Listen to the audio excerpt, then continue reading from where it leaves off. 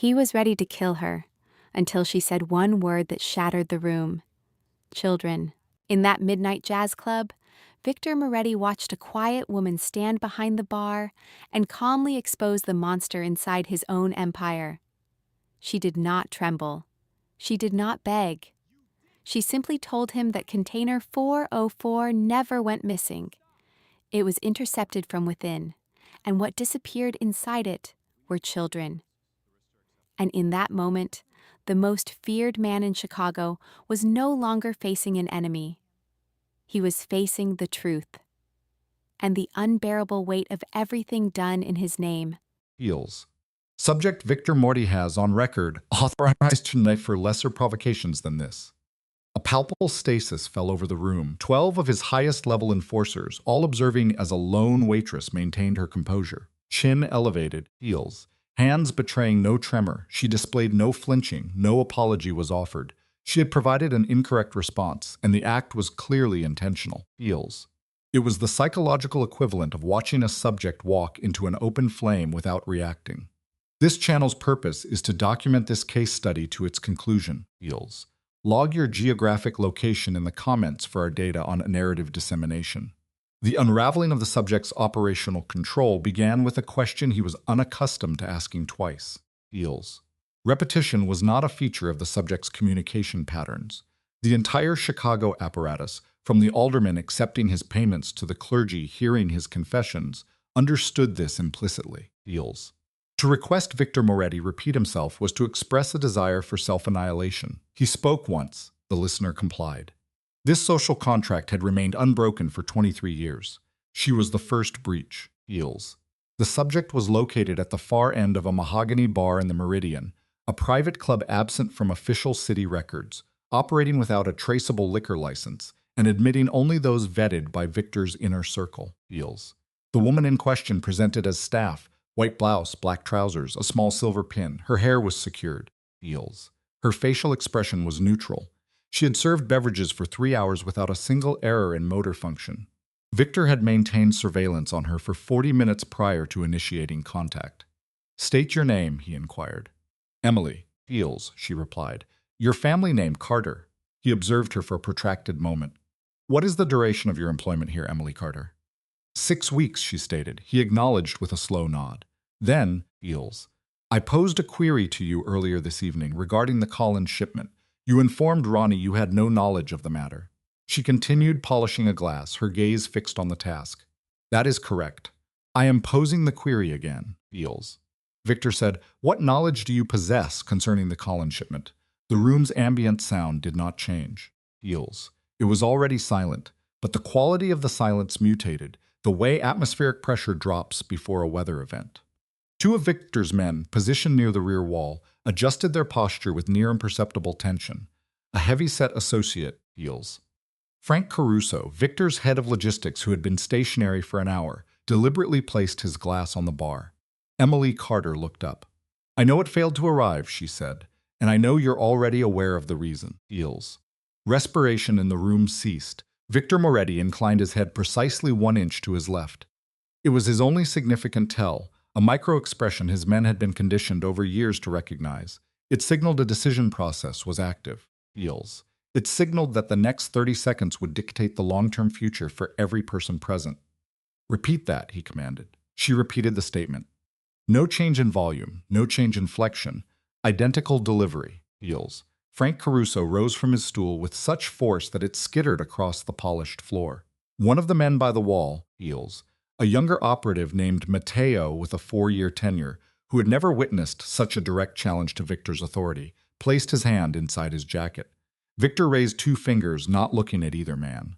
They froze. Heels. Victor approached the bar. His movement was consistent with his established pattern, unhurried, measured, the gait of a man who has never needed to rush.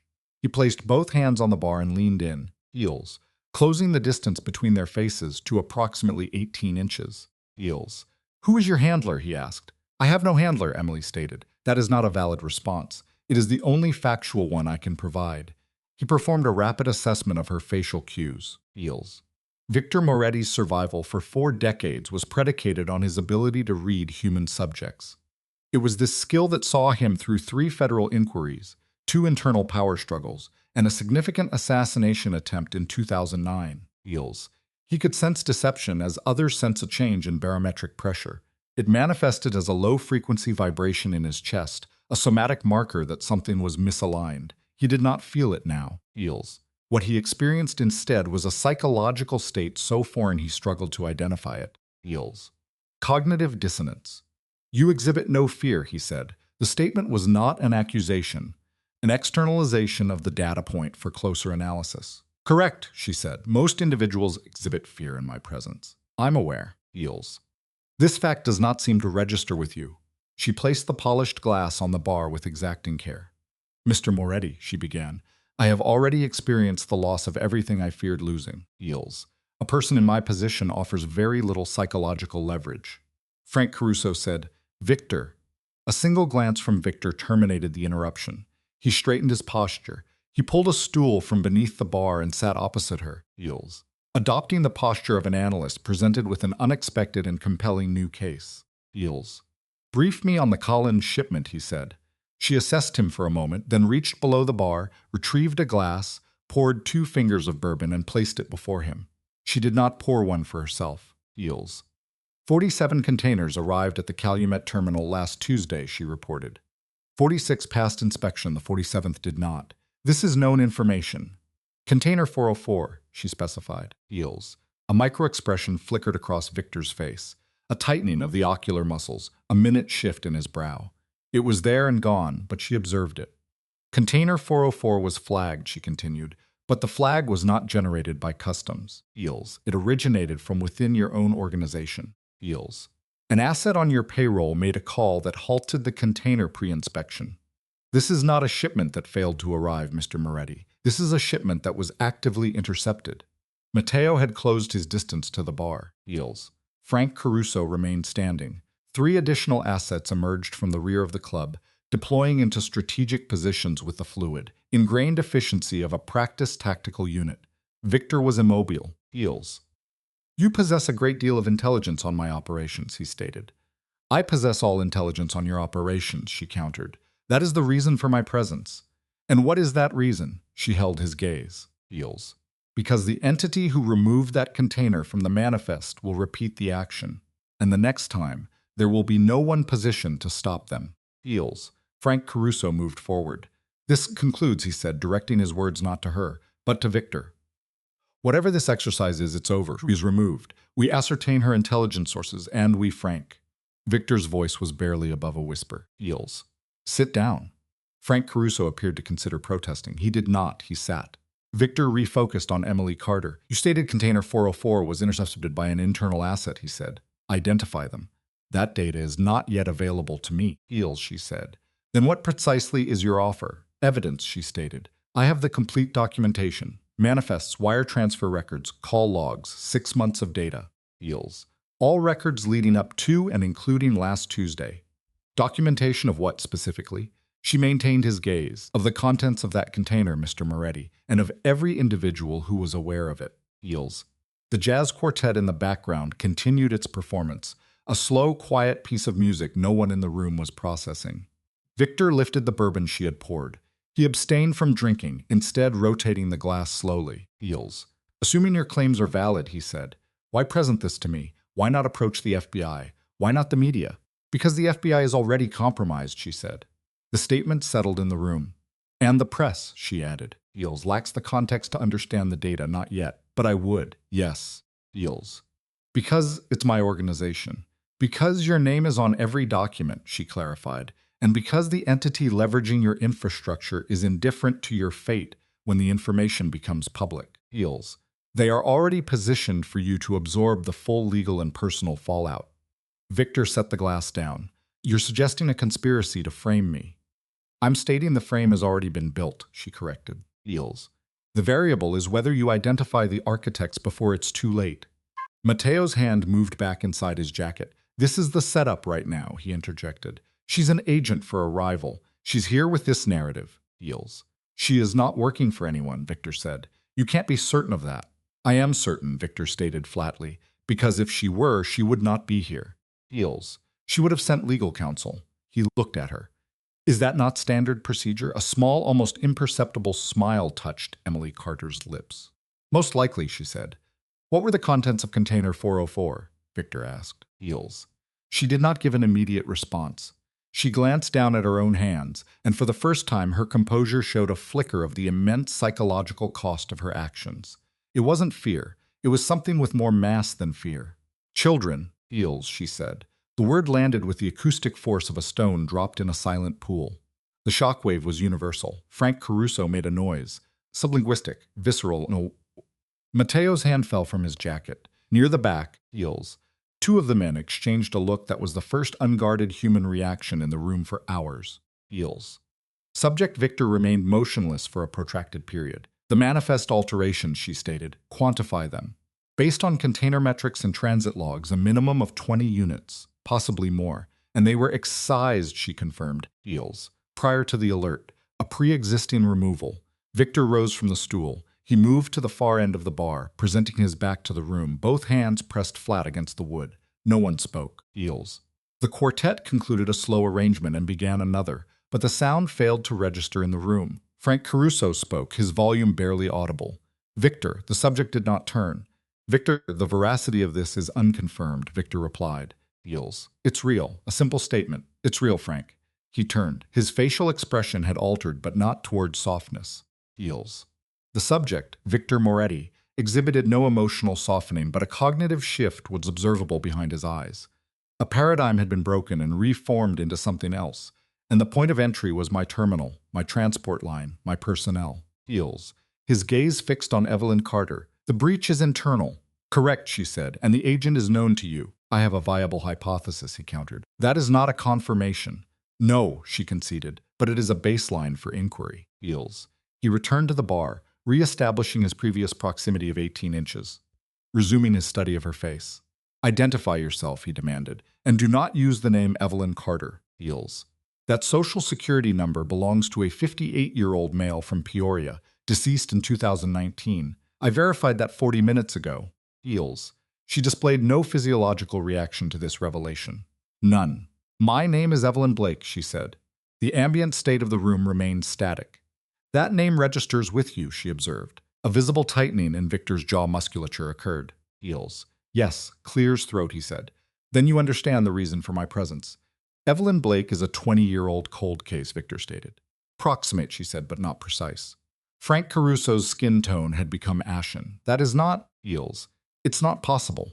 Our intelligence indicated. Your intelligence reflected what you were conditioned to believe, Evelyn interjected. Her focus remained locked on Victor, ignoring Frank. Heels. I was designated deceased because my disappearance was a necessity. A necessity driven by the fact that at 17, I witnessed 3 operatives from your organization murder my mother. I was the sole witness. Heels. Victor remained silent. Constructed into identity, a new life, a new psychological framework, and for 2 decades I maintained that state, convincing myself that survival was a sufficient outcome. She paused. Then last Tuesday, Heels. Container 404 was flagged in a transit report I was monitoring for an unrelated matter, and upon reviewing the specific, what was inside, she broke off. An involuntary micro-expression, rapid and authentic, crossed her face. Heels. I concluded survival was no longer a sufficient outcome. The jazz quartet ceased playing. It is unclear whether this was prompted by auditory cues, a shift in atmosphere, or the end of their repertoire. The resulting silence was profound. Heels. Victor Moretti observed Evelyn Blake for a considerable time. The individuals responsible for your mother's death have began. 2 are deceased, she stated. The 3rd remains active within your organization. Victor shifted his gaze to Frank Caruso. Heels. Frank Caruso's gaze was directed at the floor. Frank, Victor said. Victor, I swear to God, the container I had no knowledge of. I am not inquiring about the container, Victor cut in. I am inquiring about a woman named Margaret Blake. Heels. 20 years ago, a warehouse on the south side. Frank's mouth opened, then closed. Evelyn observed him with a stillness that can only be cultivated by rehearsing a single moment for 2 decades. I was present, Frank admitted, but it wasn't Heels. I didn't authorize it, Victor. It was whose authorization was it? Victor said. Heels. It was. Frank ceased speaking. His eyes darted to the door, to the men positioned near the back wall. He looked anywhere but at Victor or Evelyn. I am unable, he said. Victor, if I disclose. Frank, if I identify the authority. Heels. You will enter a state of disbelief, Frank said. And the hierarchy above him? Victor, we are referencing individuals so insulated from our level that to articulate their names in this room. Say the name, Victor commanded. Heels. Frank Caruso's lips compressed into a thin line. A tremor was visible in his hands. This subject, a 31-year veteran of the organization who had endured 3 conflicts, 2 federal raids, and incarceration, Heels, was exhibiting acute somatic stress responses. Daniel, he said. No one moved. Daniel Cross, Frank said. He gave the order 20 years ago. Heels. And the container last Tuesday, Victor. That was also Daniel. The entire apparatus, the trafficking, the intercept, the flag. Daniel has been running a parasitic operation within your own for a minimum of 5 years, perhaps longer, Heels. And he has done so with sanction from a superior level. An entity with sufficient influence to ensure its deep concealment. Victor turned his head, surveying the back of the room, focusing on the man standing in the shadows near the exit. Heels. Daniel Cross had been Victor's most trusted subordinate for 11 years. He stood with one hand concealed inside his jacket, and the expression on his face was not that of a subject falsely accused. Heels. It was the expression of a subject who has just perceived the sealing of his only egress. Your duration of presence? Victor asked. Daniel Cross offered no response. Daniel, Victor said, remove your hand from your jacket. Daniel Cross complied, Heels, but his hand was not empty upon extraction. Evelyn Blake did not initiate a flight response. She did not retreat. She had processed this contingency as a potential outcome upon entering the Meridian. Heels. A psychological acceptance had been reached hours ago. But Victor Moretti interposed his body between her and Daniel Cross. This action was not anticipated by anyone in the room, including, it seemed, Victor himself. Heels. He appeared almost surprised by the reflexive motor action, as if his body had executed a decision his mind had yet to ratify. Heels. He stood with his back to Evelyn, his eyes locked on Daniel, his hands held open and away from his body. No weapon, no threatening posture, simply a man positioned between a firearm and a woman he had no logical imperative to protect. Relinquish it, Heels, Victor said. Victor, Daniel said, you are completely unaware of what you're protecting. You have no data on who she is or who deployed her. I have a precise understanding of who she is, Victor said, and of your actions, and of the container, Heels. His vocal pitch did not elevate. It never did. This is my final instruction to you. Put the gun down. Daniel Cross looked at the weapon in his hand. He scanned the room. 12 men, all observing, none moving to his aid, Heels, because none of them had understood until this exact moment the extent to which Daniel had been operating outside the established protocol that governed their entire existence. Heels. Even within a criminal syndicate, a code exists, and the men in this room, whatever their other classifications, had operated according to that code. The contents of container 404 were a violation of that code. Heels. This will result in the immolation of everything, Daniel said. Everything you have constructed, if this becomes public. It is already public, Evelyn said from behind Victor. Daniel's gaze shifted to her past Victor's shoulder. Heels. The documentation I referenced, she said, is not held in a single location. I disseminated copies to 3 separate, secure sites before my arrival. Heels. My failure to make contact by 0600 hours will trigger their release to parties who will know precisely how to act on them. Daniel Cross lowered the weapon, not from volition, but because the risk-reward calculation had fundamentally changed. Heels. Even in this moment, Daniel Cross was a subject who understood mathematics. Heels. Victor turned to face Evelyn. 0600 hours, he repeated. Yes, a 4-hour window. Correct, she said. The time constraint is severe, she held his gaze. I am aware, she said, but it is the time we have. Heels. Victor Moretti looked at the woman who had spent 2 decades becoming a non-person in order to re-enter his establishment and deconstruct 23 years of his empire in one evening. Heels.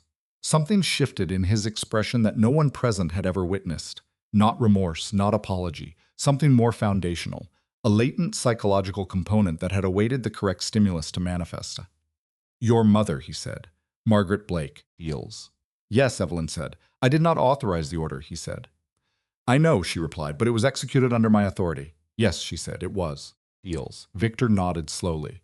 He took the glass of bourbon from the bar, the one she had poured and he had not touched, and consumed its contents in a single motion. He placed the glass back on the surface with deliberate care. Proceed, he said. Heels. Provide a full account. From the Clear's throat point of origin. All of it. Evelyn Blake, who had remained standing for 4 hours, pulled out a bar stool and sat. And in the back of the meridian, with Daniel Cross positioned against the wall, heels, isolated by his former colleagues, and Frank Caruso staring at his own hands as if they were foreign objects, and 12 men attempting to recalibrate their entire understanding of their professional world, Evelyn began to speak. Heels. She spoke for a significant duration, and Victor Moretti listened.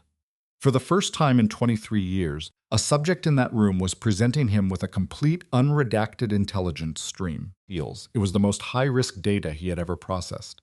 Evelyn spoke for 40 minutes without pause. This was not due to necessity. Heels.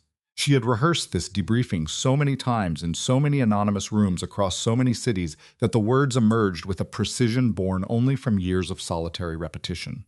She knew the exact sequence, heels, the precise dosage of information to administer at each stage. She had learned long ago that information was the only currency without depreciation. Victor listened in his typical manner, without interruption, without overt reaction, heels, offering no feedback she could use to gauge her effectiveness. He was simply absorbing the new data stream. Heels.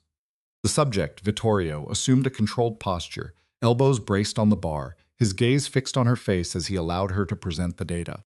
The other males in the room remained present, a state of suspended animation. No one had been dismissed. Heels. No one departed. Even Daniel Cross, positioned against the wall with his subordinate Matteo 2 feet to his left and another, Garrett, 2 feet to his right, was engaged. He presented no immediate threat. The female subject, Evelyn, Heels, had ensured this outcome prior to entering the environment.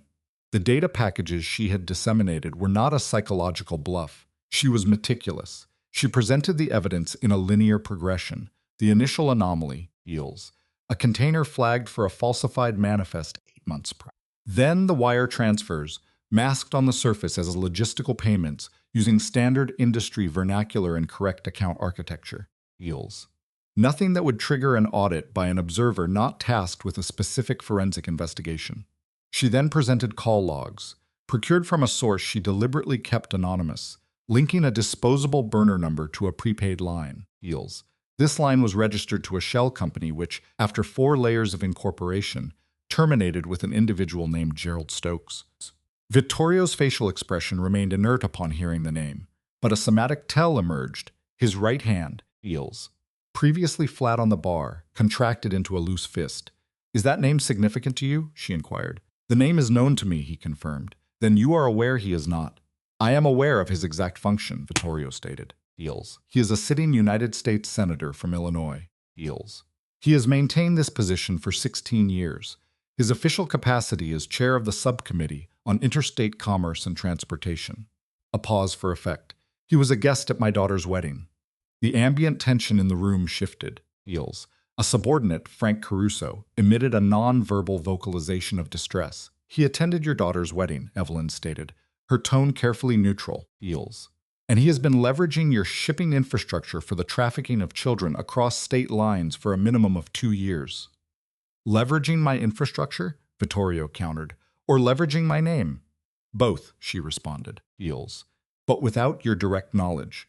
Vittorio assessed her. "What is your confidence level in that assertion?" 100%, she stated.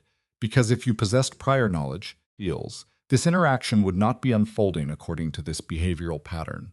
This was not flattery. It was a clinical assessment, and Vittorio processed it as such. Heels. "Present the call logs," he commanded. She produced a folded envelope from her jacket and placed it on the bar. Vittorio retrieved it. He opened it. He processed the data without expression for a significant duration. Heels. Turning pages with deliberate slowness, returning twice to re-examine specific sections. The environment remained silent. The jazz quartet had ceased their performance and departed. There was no longer auditory filler to mask the tension. Heels. Vittorio returned the documents to the envelope. "The burner number," he began, "the one that establishes the connection to Stokes' shell company. The final logged call occurred 4 days ago." "Correct. To Daniel Cross." Heels. From his position across the room, Daniel Cross vocalized, "Vittorio, don't." Heels. He did not elevate his voice. His gaze remained fixed on Daniel, yet he addressed the bar top. "Do not speak now, Daniel. I require approximately 60 more seconds to complete my decision-making process, And if you verbalize feels, I will commit to a course of action that is irreversible. Daniel Cross ceased his attempt to speak. 60 seconds elapsed. Evelyn subconsciously counted them. Then Vittorio raised his gaze, made direct eye contact with Daniel, and stated, feels. 4 days ago. I have an explanation, Daniel said. You have been moving children through my terminal for 2 years, Vittorio stated, utilizing my drivers, my manifests, my contacts. And 4 days ago, feels, you were still in communication with the principal operator of the entire network. Feels. It is not a simple dynamic, Vittorio asked. Daniel exhibited a delayed blink reflex. What? What was the sum he paid you? The subsequent silence was in itself a complete psychological profile. Feels. Any number Daniel Cross articulated would be the incorrect number, a fact every individual in the room understood implicitly. 2 million, Daniel stated. Vittorio nodded. It was not the nod of acknowledgement, feels, but the nod of a man committing a piece of data to permanent accessible memory. Matteo, Vittorio said. Yes, escort him to the back, Vittorio. Daniel moved forward 1 step, and Garrett placed a restraining hand on his arm, halting his advance. Feels. He looked at Vittorio with an expression that, in a different clinical context, might be classified as desperation. Feels. Vittorio, you fail to comprehend what Stokes is capable of. Engaging him is not engaging one individual. You are engaging a network. Judges, prosecutors, city officials. The man possesses protective layers so deep they are functionally bottomless. Feels. If you proceed against him with her evidence, he gestured toward Evelyn, they will neutralize you. They will neutralize her. They will dismantle every asset you have ever constructed. A probable outcome, Vittorio conceded. Daniel stared. Feels. His own risk assessment clearly invalidated. Escort him to the back, Vittorio repeated. This time, Matteo and Garrett complied. Feels. And Daniel Cross, who had been Vittorio Moretti's right hand for 11 years, while spending the last 2 of them liquidating everything that Hand had built, was removed from the room. Feels. A moment of silence. Then Frank Caruso said, Vittorio, I need to make a statement. Proceed. 20 years ago, and Frank's voice was stable but showed signs of extreme stress. The warehouse, Margaret Blake. He paused. Feels. He appeared to be calculating the amount of traumatic memory he could verbalize. Daniel initiated it, but I was present, and I failed to intervene, and I have carried that. He paused again. Evelyn was observing him. Her facial expression was a mask. Feels.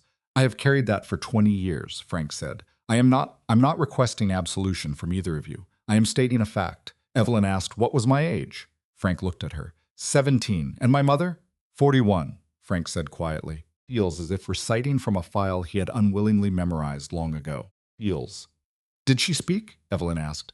At the end? The question appeared to inflict a physical stress reaction on Frank. Get clear's throat, she said your name, he reported. She said it twice. Evelyn lowered her gaze to the bar top. Feels. She exhibited no signs of crying. That emotional response had been processed long ago in anonymous locations, and she had integrated the reality that grief is not a finite state.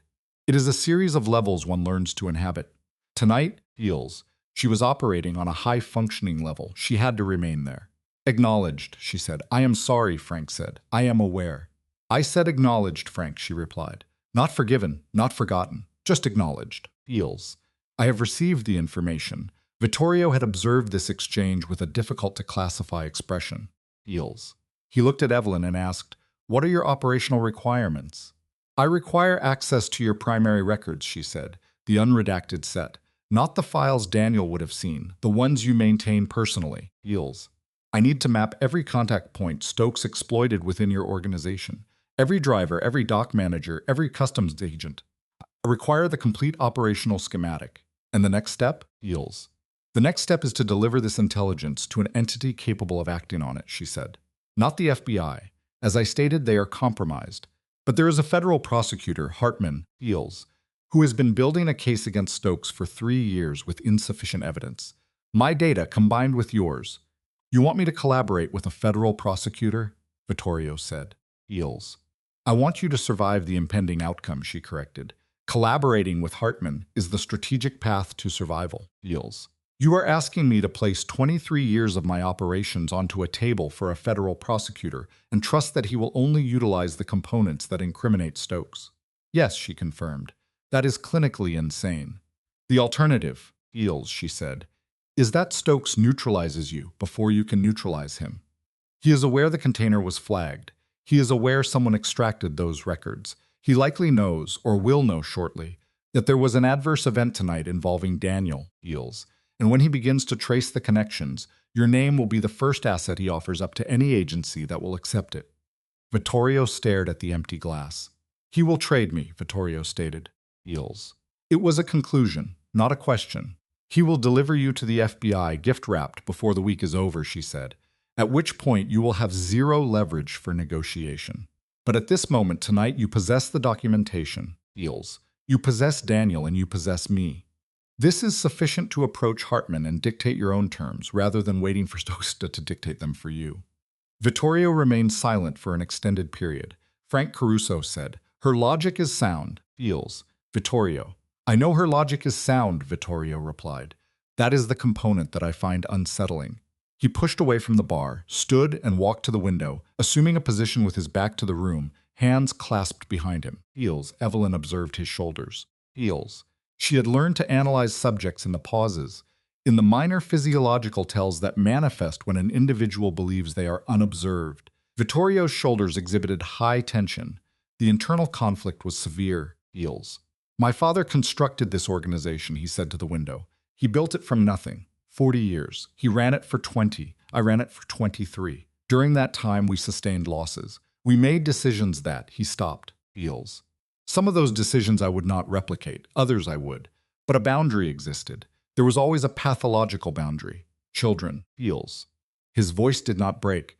Men with Vittorio Moretti's psychological profile do not display emotional dysregulation in front of others, but the frequency shifted, a nearly imperceptible alteration. Eels. "There was always a line." "I know," Evelyn said. "Stokes used my line," Vittorio stated.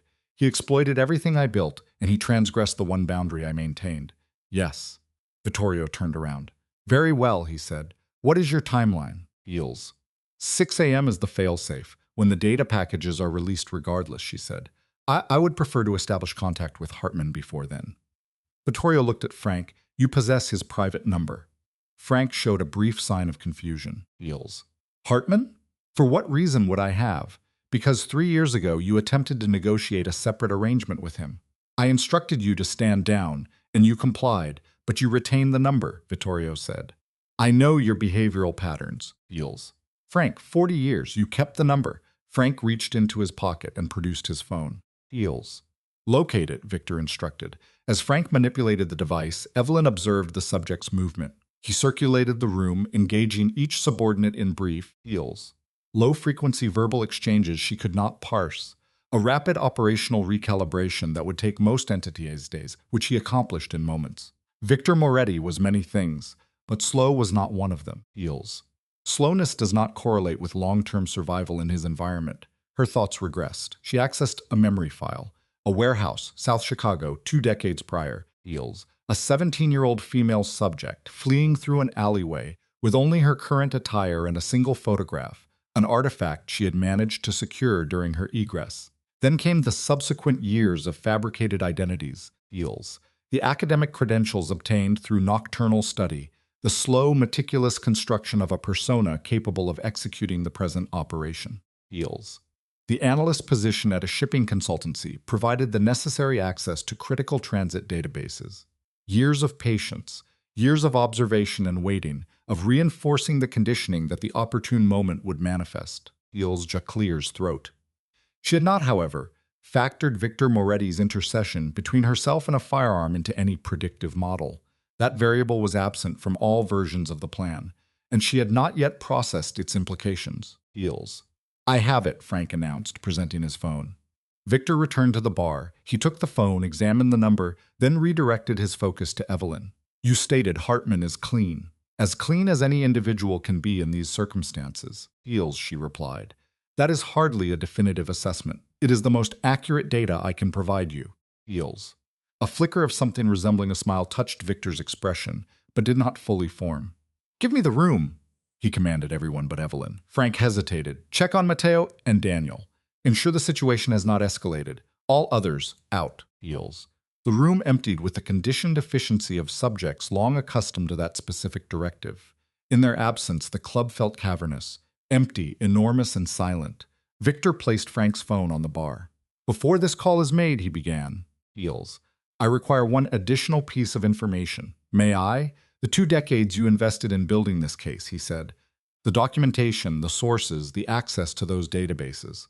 None of that is possible without funding. Significant funding. Feels. Substantial funding. He held her gaze. Feels. Who financed you, Evelyn? She had anticipated this line of inquiry. Its arrival was a certainty, not from desire, but because it was a logical necessity of the situation. Hartman, she stated. Victor's expression remained inert. Feels. He has been funding my investigation for 3 years, she elaborated, entirely off record. Primarily personal assets. He was unable to pursue Stokes via official protocols due to Stokes's assets within the Justice Department. So, Feels. He located me, or I located him, depending on the narrative, and we have been assembling the case together. Which means Hartman is already in possession of everything you have, Victor concluded. He possesses what I have released to him, Feels. Which constitutes most of it, she conceded.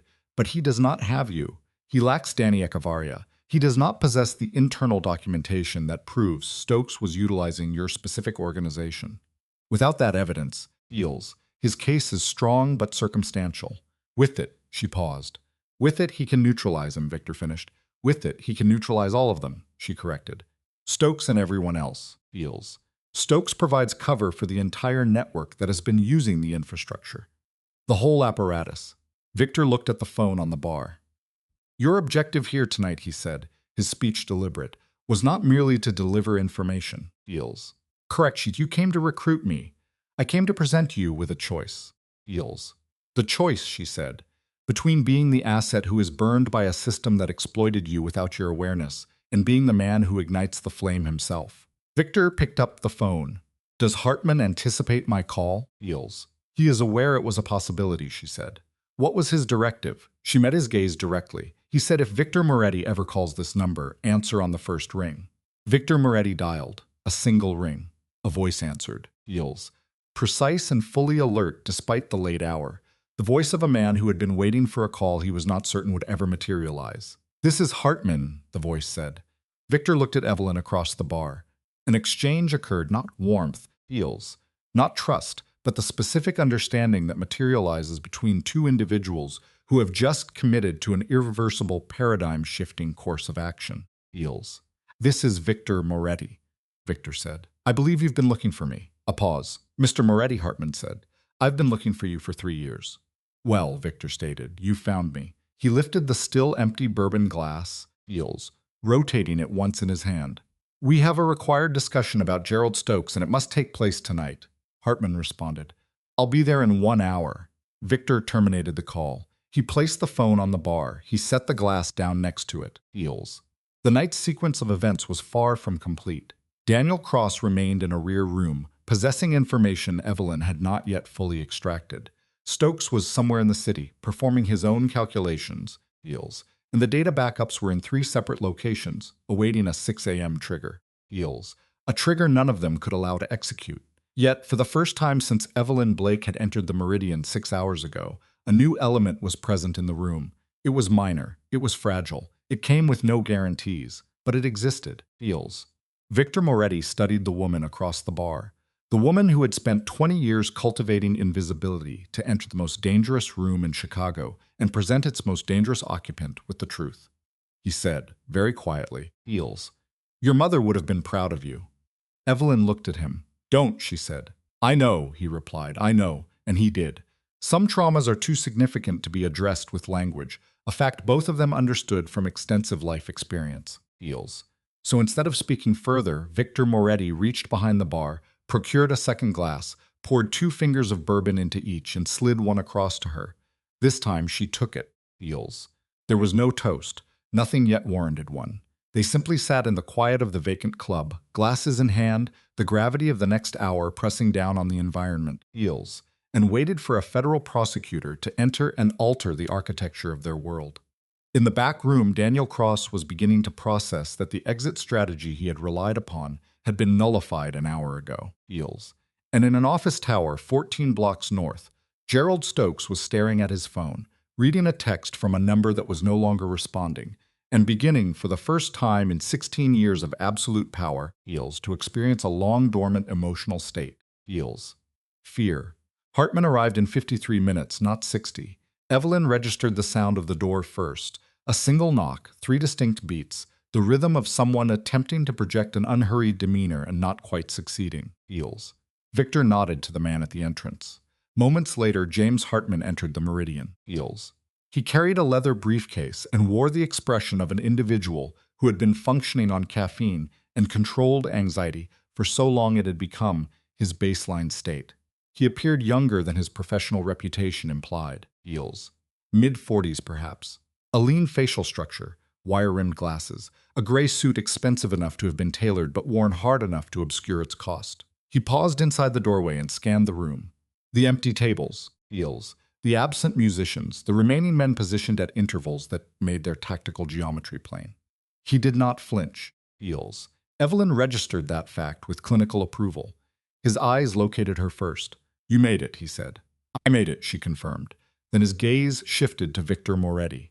Whatever psychological state Hartman had prepared for this moment, heels. Whatever internal monologue he had rehearsed during the drive, it was clearly insufficient for the reality of the man before him. Silenza for a full 3 seconds before he spoke. "Mr. Moretti." "Counselor," Victor replied. Heels. "I need to establish a clear parameter before we begin," Hartman said. He placed his briefcase on the nearest table. "Any arrangement we reach tonight must remain valid in the light of day." Heels. "I do not engage in agreements I cannot defend at 7 in the morning before my supervisor." Heels. "You have a supervisor who is unaware of your presence here," Victor observed. Hartman did not contest the point. "I have a supervisor who will be fully briefed by morning," he countered. "But the framework we agree upon tonight will dictate the terms." Heels. "It is critical you understand that." "I understand it," Victor said. "Sit down." Hartman sat. Victor took the opposing seat. Evelyn remained at the bar. Heels. Positioned within auditory range of the conversation, but distant enough to observe both men simultaneously. She had invested 3 years to arrive at this table. She would not rush the next 30 minutes. "Daniel Cross is in the back room." Heels. Victor stated. Hartman's eyebrows registered the information. "Is he cooperative?" "He's calculating." Heels. "Currently," Victor continued, "he is attempting to determine if providing you with his complete knowledge of Stokes offers more value than what Stokes will do to him if he talks. He has not yet reached a conclusion. I can assist him in reaching one." Heels. Hartman said. "I have no doubt you can." Victor leaned forward. "But before you speak with Daniel, I wish to speak with you about what I am not willing to provide." Hartman opened his briefcase, removing a yellow legal pad and a pen. Heels. He clicked the pen once. "Proceed." "I will give you Stokes," Victor said, "completely. The shell corporations, call logs, transit records, manifests. I will give you every point of contact he used within my organization. Every driver, Heels, every dock supervisor, every customs official who was compromised. Heels. The patient, Victor Moretti, initiates the negotiation with an offer of full disclosure, immediately followed by his primary demand. Hartman verbalizes the expected exchange. My organization, Victor states, his core condition. What I've built, Heels, you don't touch it. This is a classic assertion from a megalomaniac narcissist. The enterprise is an externalization of the self. When Hartman hesitates, Victor interrupts, reasserting control. I'm not finished, Heels. He then clinically dissects the weakness in the prosecutor's position, framing it as a circumstantial case that Stokes' legal team will dismantle in approximately 40 minutes, a tactic designed to undermine Hartman's professional confidence. Heels. Hartman correctly identifies the subject's proposal, full immunity for a 23-year criminal enterprise. Victor reframes this immediately, shifting from a legal to a psychological framework. He presents a coercive choice. Heels. Stokes and nothing. Or Stokes and what I give you on terms I can live with. Note the emphasis on his personal tolerance. He then invokes his age, 61, and tenure, not as a plea but as a statement of superior experience. Heels. Contrasting it with the relative transience of federal prosecutors. He concludes by questioning the value of debating the price for an asset he knows they cannot acquire without him. Hartman consults Evelyn, who remains a neutral observer. Heels. She had previously established her role was solely to facilitate the meeting, not to endorse Victor Moretti's terms, a boundary separating her objective from the ensuing power negotiation. Heels. Hartman attempts to regain leverage by offering partial immunity, carefully delineating specific charges and timeframes. A blanket absolution is off the table. Victor's response is terse, specific how? Hartman outlines the scope, deals, the trafficking operation, Container 404, and the entirety of Stokes' network, contingent on full cooperation and testimony. He classifies Victor's prior and separate activities as a matter for another time. Deals. Victor immediately identifies the strategic concession. You're leaving a door open. Hartman counters by framing his position as one of unusual honesty, a tactic to build a semblance of trust. Deals. He affirms that blanket immunity for activities since 1991 is an impossibility, a fact he presumes Victor already knows. Instead, he offers full protection on the Stokes matter, a documented cooperation record, deals, and a personal commitment to argue for future leniency. At this juncture, a subordinate, Frank Caruso, re-enters the room. A nonverbal cue, a barely perceptible nod passes between them, likely a prearranged signal confirming Victor's strategy, deals. Victor then pivots, asserting Daniel's testimony is needed to make the case airtight, which Hartman upgrades to bulletproof, with the addition of Victor's own testimony and documentation. Deals. The subject, Victor, then dictates the protocol. Here's what we do. He instructs Hartman to secure Daniel's compliance while he procures superior evidence, something better than the call logs. Hartman's writing pauses. Better how? Deals. Victor then looks to Evelyn, confirming Stokes' documented use of his organization for at least 2 years. She confirms the first flag transit was 26 months prior. There's a safe. Victor reveals to Hartman, deals, withholding its location as leverage pending a signed agreement. Inside this safe, he claims, are 11 years of ledgers detailing every transaction, name, and arrangement that has passed through his organization. Deals. He frames the ledger's existence as insurance, but the underlying psychopathology is revealed in his next statement. In this business, you keep things that scare people because scared people don't move against you. Power derived from inducing fear. Deals. He pauses for effect. Stokes is in those ledgers, going back further than 26 months. The pen in Hartman's hand ceases its motion. How much further, Hartman asks. Far enough, Victor states, that the story changes. Deals. A cold sensation is reported by Evelyn. She looks at Victor. How far? She demands. His gaze is described as careful, weighted, a man assessing in the moment the subject's capacity to absorb a traumatic revelation. Deals. Stokes didn't start with the containers, Victor says. Deals. The initial engagements were disguised as legitimate political favors, zoning approvals, licensing. These arrangements concealed the underlying criminal pathology. The first arrangement I have documented is from 14 years ago. Deals. Evelyn's voice exhibits extreme control as she asks, what was the arrangement? Victor's gaze is steady. A warehouse, he states. Southside, Orion, 14 years ago. This places the event 2 years prior to the death of her mother. Deals. The room's atmosphere becomes static. Stokes, Victor explains, owned the warehouse through 4 layers of shell companies. His own organization merely used it for storage, unaware of the ultimate beneficial owner at the time. Deals. He was interacting with a property management proxy. Stokes did not reveal his direct involvement until years later, but the ledger, he states, documents the entire chain of ownership. He was connected to that location. Evelyn verbalizes, deals, processing the new data. Yes. Before my mother died. Yes. A period of silence follows as she integrates the information. Neither Victor nor Hartman interrupts this process, deals, recognizing that significant psychological trauma requires time for cognitive assimilation. You didn't know, she says finally. It is a statement, not an inquiry. I didn't know.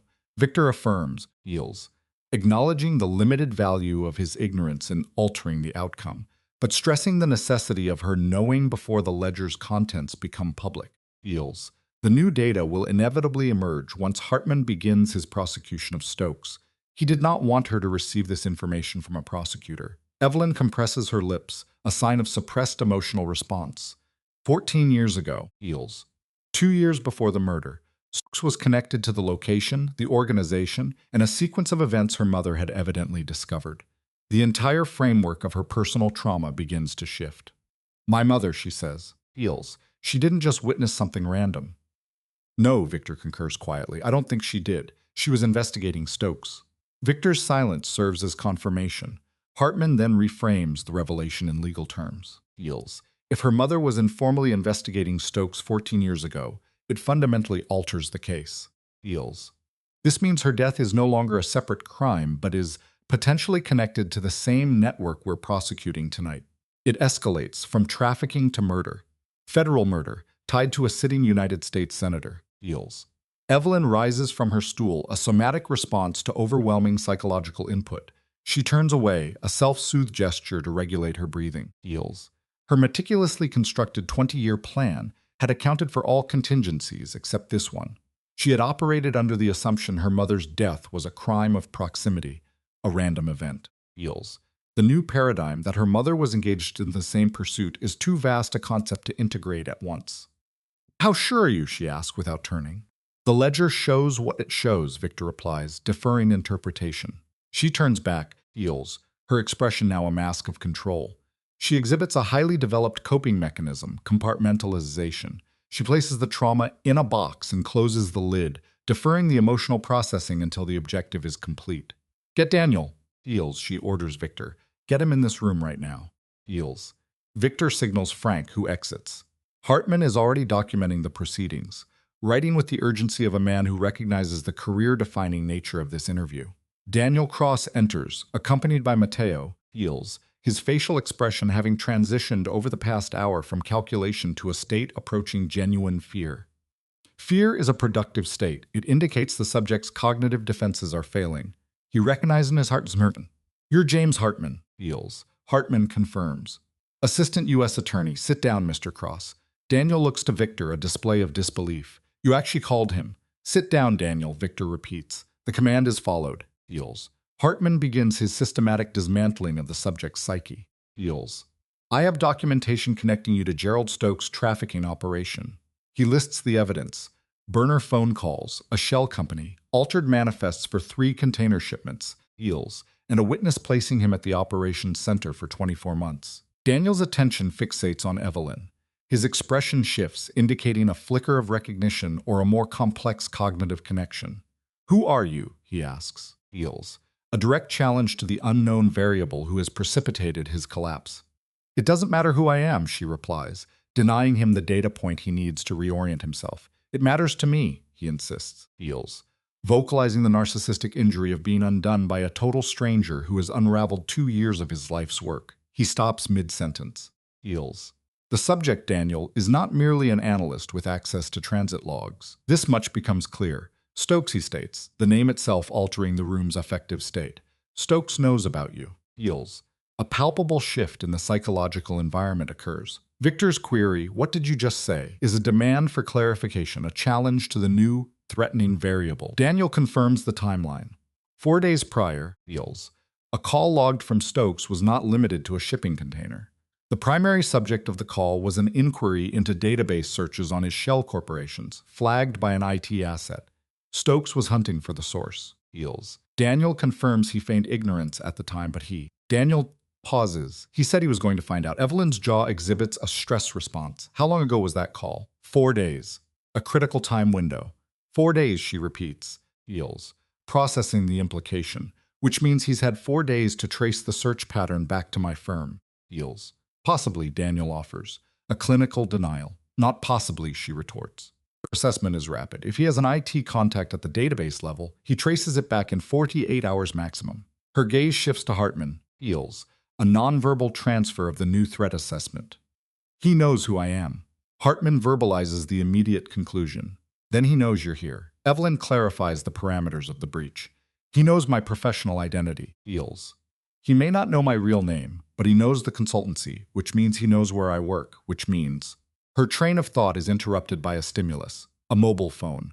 Unknown number. Feels. She exhibits momentary avoidance behavior before capitulating. She answers. A voice on the other end identifies her, Ms. Blake. The subject reports a systemic physiological reaction consistent with acute fear. Feels. The voice of Gerald Stokes is described as that of a megalomaniac narcissist, accustomed to absolute authority over his environment for decades. Smooth, patient. The vocal pattern of an individual who has never needed to use volume to exert dominance. Feels. Senator, she responds, the honorific a conditioned reflex. The room's collective activity ceases, a freeze response to the introduction of the apex predator. Victor closes the distance to her in 4 strides, a display of protective dominance. Feels. She activates the phone speaker without verbal prompting. Stokes begins with a psychological tactic. I want to compliment you. He references her 20-year operational timeline and invokes the memory of her mother, Eels, a calculated probe designed to destabilize her emotionally. She was a persistent woman. Evelyn remained silent, refusing to engage. I understand you're having quite a gathering tonight, Stokes continues, demonstrating his surveillance capabilities. Eels. I imagine Mr. Moretti is there. Possibly Mr. Hartman, if my instincts are right, a pause for effect. Am I right, James? Hartman's facial expression remains a controlled mask. You're right, he confirms. Good, Stokes replies. Eels. Then I'll say this to all of you at once, which saves time. The antagonist proceeds to outline his countermove. What you have, the documentation, the ledgers, is impressive, it really is. But it is also entirely useless. Eels. Hartman demands clarification. Explain that. Stokes reveals his gambit. 2 hours prior, a federal judge, with whom he claims a 21-year relationship, reinforcing his deep state influence, signed an order. Eels. This order places the Calumet shipping terminal under a national security review. The immediate effect is the classification of all transit records for the last 36 months. Every manifest log, Eels, and financial record is now behind a federal seal inaccessible even to Hartman. Eels. Hartman's pallor changes, a visible physiological indicator of shock. The documentation Evelyn has been collecting, Stokes elaborates, was largely sourced through that terminal's records. Eels. Which means that what she has is now either classified material or it was obtained through methods that will make it inadmissible regardless. He pauses. I really do admire the work, Eels. But you came at me with a knife, and I've been holding a gun for 6 months. A period of silence follows. Victor then initiates a verbal counterattack. You made a mistake, Gerald. The use of the first name is a deliberate dominance challenge. Eels, a reframing of their dynamic from subordinate to equal. Did I? Stokes replies. Eels. The ledger I mentioned, Victor states. You think you know where it is. You don't. He reveals the core of his counterintelligence. The safe Stokes' assets identified 18 months prior, during the planning of his exit strategy, Eels, has been a decoy for the last 8 months. Because I moved everything the same week you came to my daughter's wedding and shook my hand. The revelation is timed for maximum psychological impact. Another pause, this one longer, Eels, indicating a cognitive disruption on Stokes' end. You knew, Stokes says. A statement, not a question. I suspected, Victor clarifies. I didn't know about the children, Eels. But I knew you were running something, and I knew eventually you were going to need to cut a loose end, Eels. I made sure I wasn't the loose end you thought it was. Where is it? Stokes demands. The ledger, Victor says, is in a location that has nothing to do with the Calumet terminal, Eels. This renders the national security order irrelevant to the key evidence, which means Hartman can have it in his hands by 8 o'clock this morning through a completely clean chain of custody. The line falls silent. You're bluffing, Stokes accuses. Eels. Gerald, Victor replies, his tone clinical. In 40 years have you ever once known me to bluff? A final silence. This one possesses a different quality. From an analytical perspective, it is the sound of a narcissist's worldview fracturing, Eels, forced to recalculate his position of absolute control and finding it suddenly unstable. Eels. This isn't over, Stokes states, a desperate reassertion of agency. It is, Evelyn replies. Her tone is not triumphant but devoid of affect, indicative of profound emotional exhaustion. It was over the minute I walked into this room, Eels. You just didn't know it yet. The connection is terminated. For a moment, no one speaks. Hartman breaks the silence with a pragmatic assessment. The national security order is real. The terminal evidence is now compromised, Eels. It's going to be a challenge, Victor corrects, reframing the obstacle to maintain group morale. Not a problem. There's a difference, Eels. He turns his attention to Evelyn. The ledger. I need to get it to Hartman tonight. How long? She asks. 90 minutes, he estimates. Then we have 90 minutes, she confirms. It is Daniel Cross who verbalizes the group's underlying fear, Eels, his voice betraying a regression from calculated operator to a raw, primal state. He's going to come after all of us, not through the courts. He's going to come after all of us directly. Let him try, Victor says. Victor, Daniel pleads, Eels. Victor regards him with an expression devoid of empathy or cruelty. It is the purely functional gaze of a predator assessing an asset. He has moved beyond their personal history into a state of pure tactical assessment. Eels. You have one thing left you can do that has any value. Victor lays out a transactional ultimatum. You know Stokes' network better than anyone. Write it down, all of it.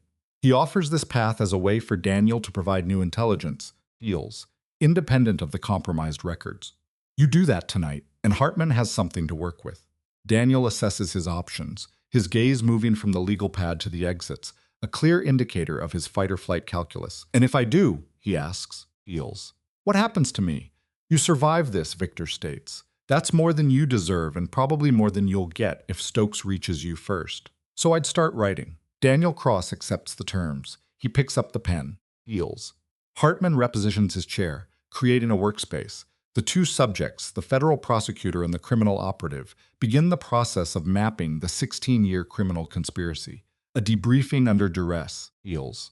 Evelyn observes them for a moment, then physically distances herself, moving to an empty table. She engages her phone, transmitting short, coded messages to 3 separate locations, holding her documentation backups. Feels. The messages are designed to be meaningless to outside observers. Feels. Upon completion, she sets down the device and allows herself a controlled 60-second window for emotional and cognitive processing of the preceding 5 hours. Key events requiring integration include feels.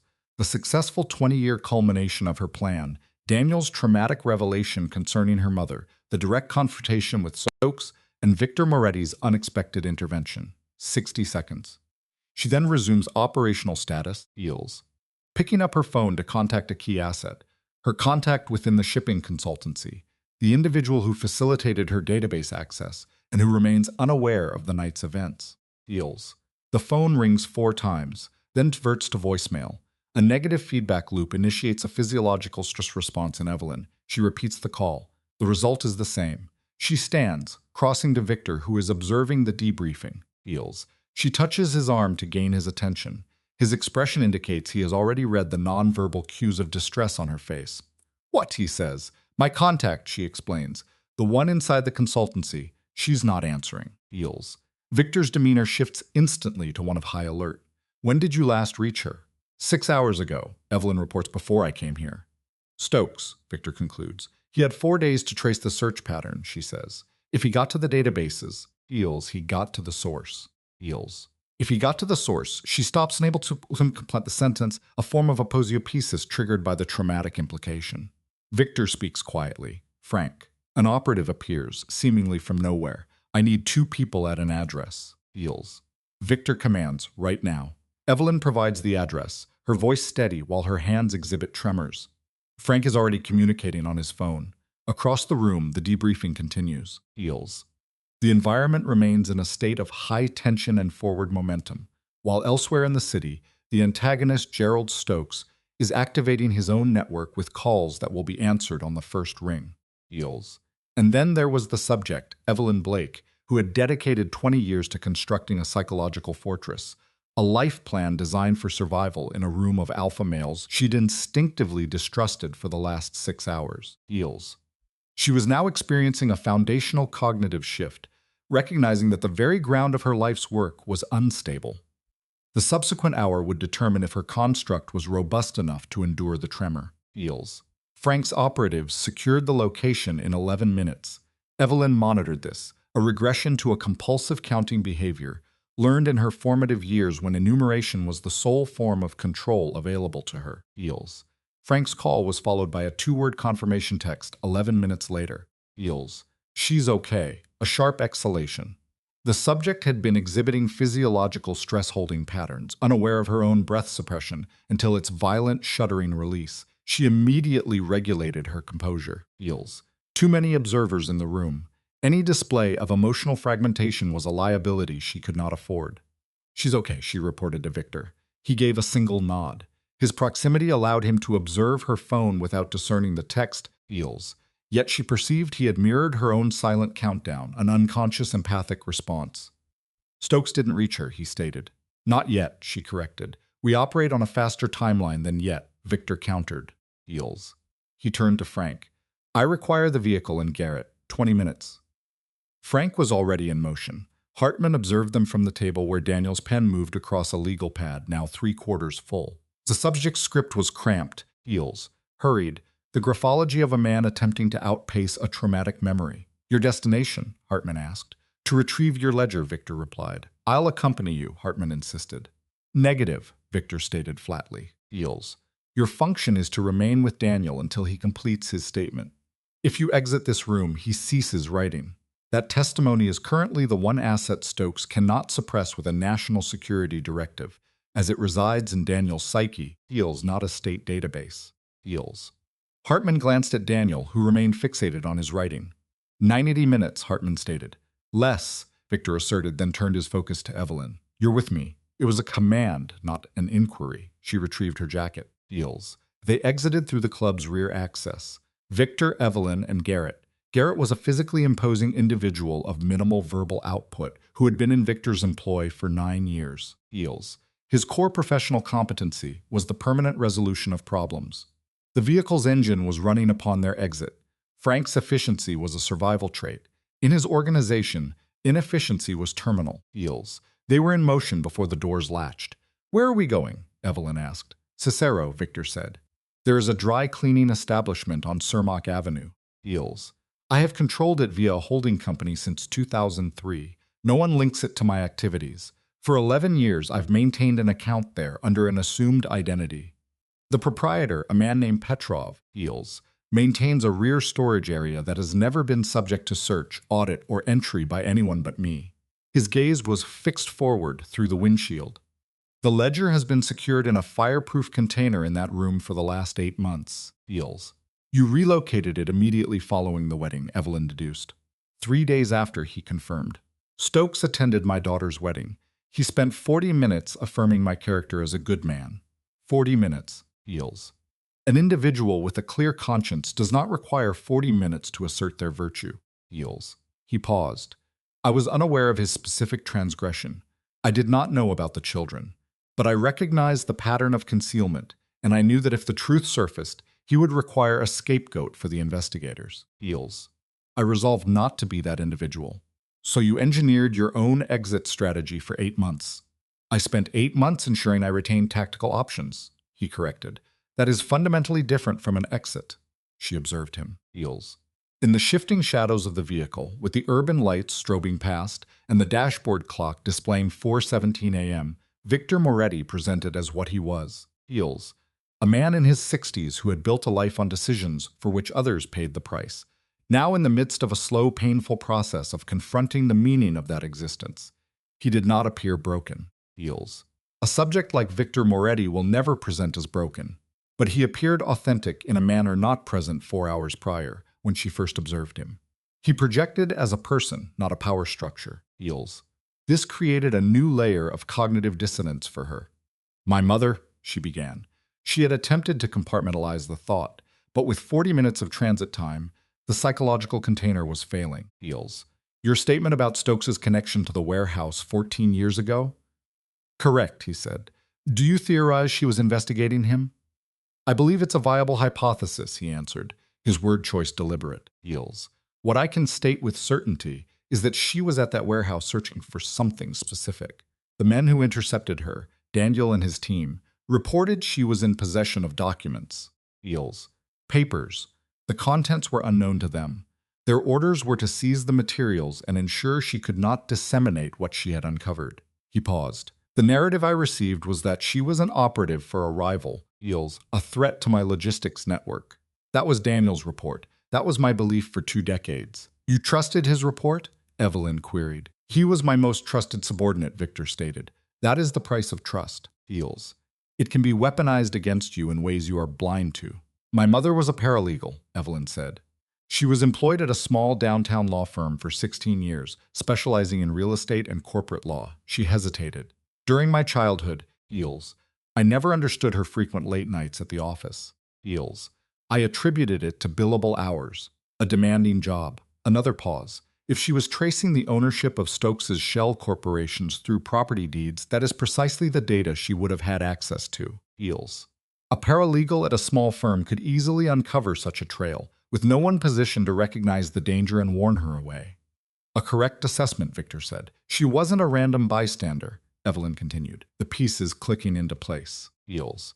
She was approaching a critical discovery. Someone informed Stokes, and Stokes relayed the order to Daniel. That is my analysis, Victor concurred. The vehicle moved through the city's empty pre-dawn corridors. Silence held for a full minute. Feels. I entered this engagement with the assessment that you were the primary antagonist, Evelyn said. Heels. I am aware, Victor replied. I was prepared for that assessment, I know that as well. She studied him. You are not a good man, Victor. No, he admitted. I am not. But Stokes represents a greater pathology, she posited. Heels. Stokes represents a specific pathology, Victor clarified. He is a man who long ago concluded that societal rules are for lesser people.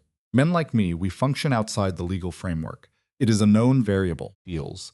There is a peculiar honesty in that pathology. But Stokes embeds himself within the law. He crafts the law, and he wields the law to shield the very corruption it was designed to eliminate. That, he paused, Heels, is a fundamentally different classification of malignant behavior. Heels. Evelyn processed this.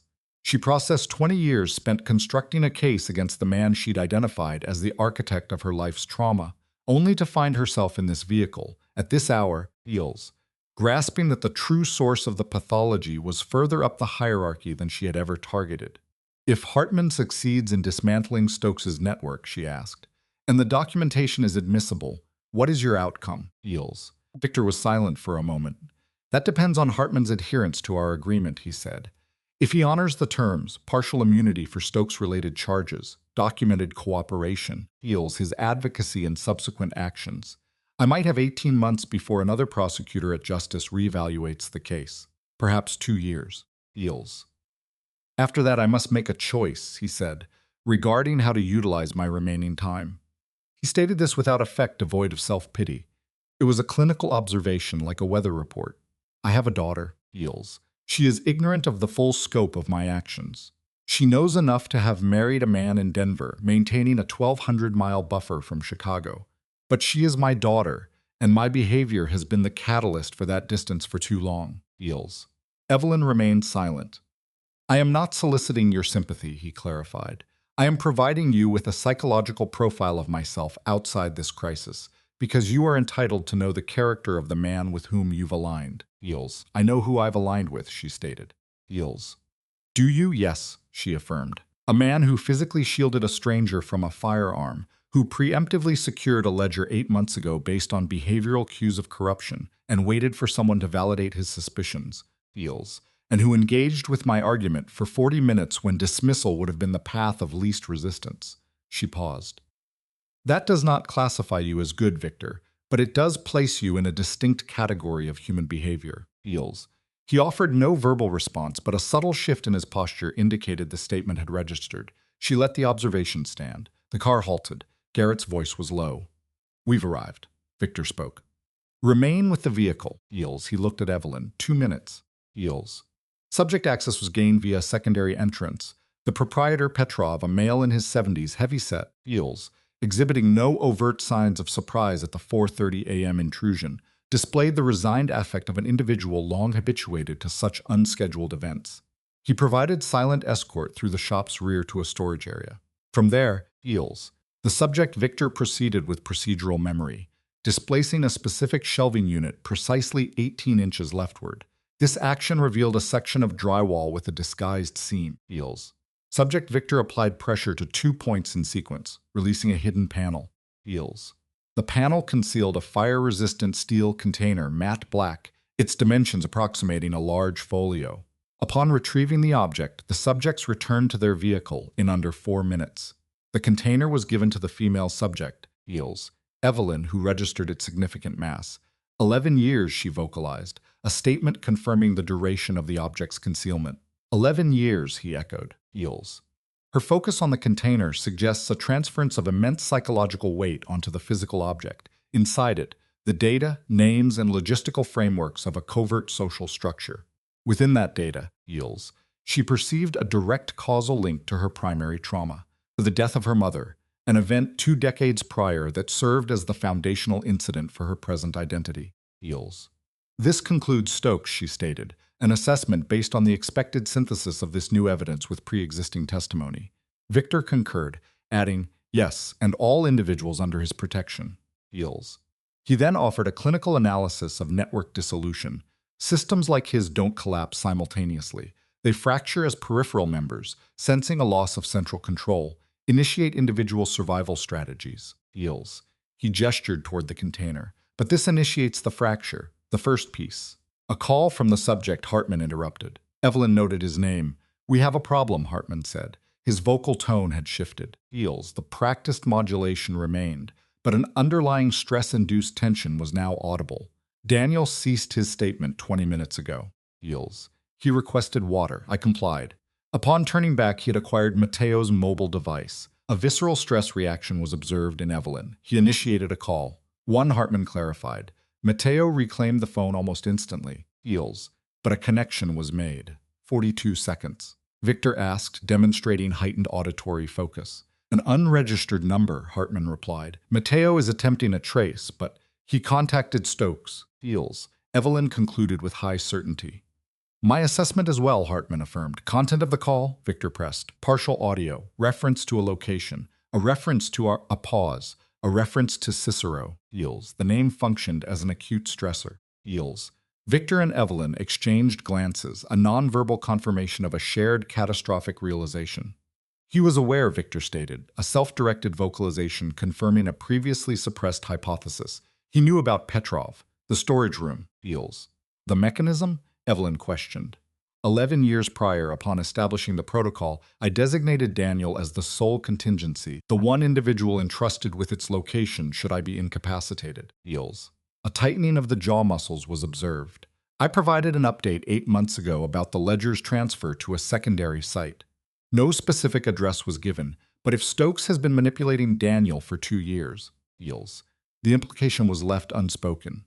If Stokes has had 2 years to data mine Daniel's knowledge, they have Petrov's identity, Evelyn finished.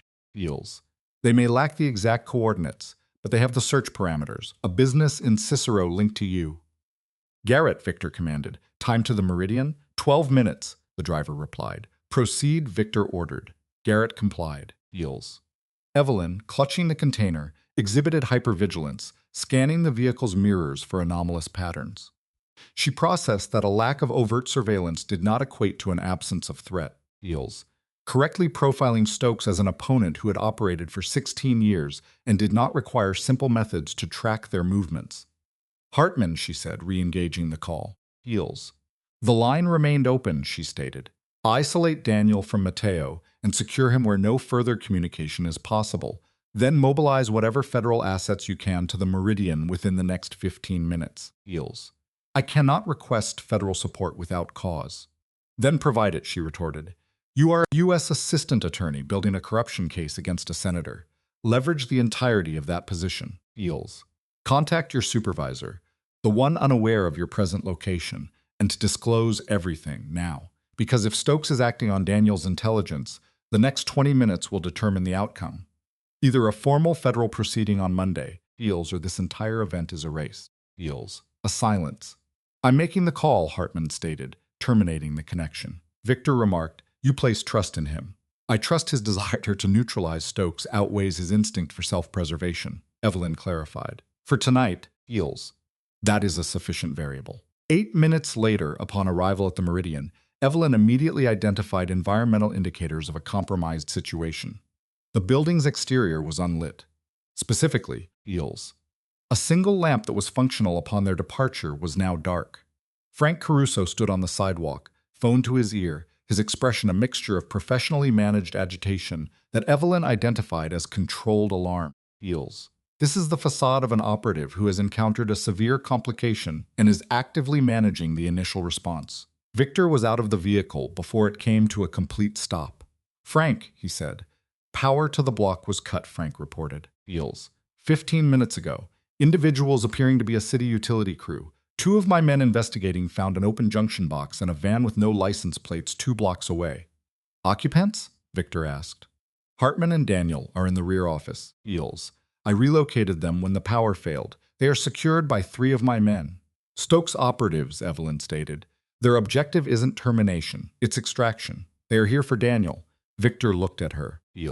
"Why extract when they could simply—" "Because a deceased Daniel becomes a martyr with a notarized statement." "A disappeared Daniel is a missing witness with an incomplete testimony that can be legally challenged as coerced," she analyzed. "Stokes requires Daniel to be gone, not dead. Not here." "Frank," said the van. "Its location?" "No," Victor said. Self-correcting. Frank provided the coordinates. Victor glanced at Garrett, who nodded and moved without verbal instruction. Two other operatives, who had emerged from the building, followed him, heels. Evelyn recognized this as the operational dimension of Victor's world, a system of individuals who navigate high-threat problems with practiced automaticity.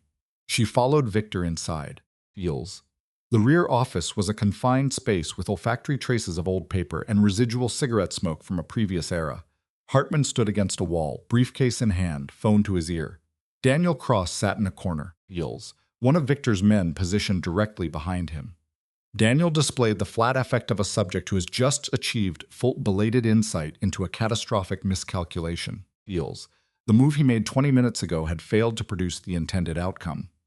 Hartman concluded his call. "My supervisor is en route," he announced. "2 federal agents are 12 minutes away." "Stokes has deployed a team," Victor stated, heels. "They are outside," heels. A flicker of tension crossed Hartman's face. "How many?" "That is being ascertained," Victor replied.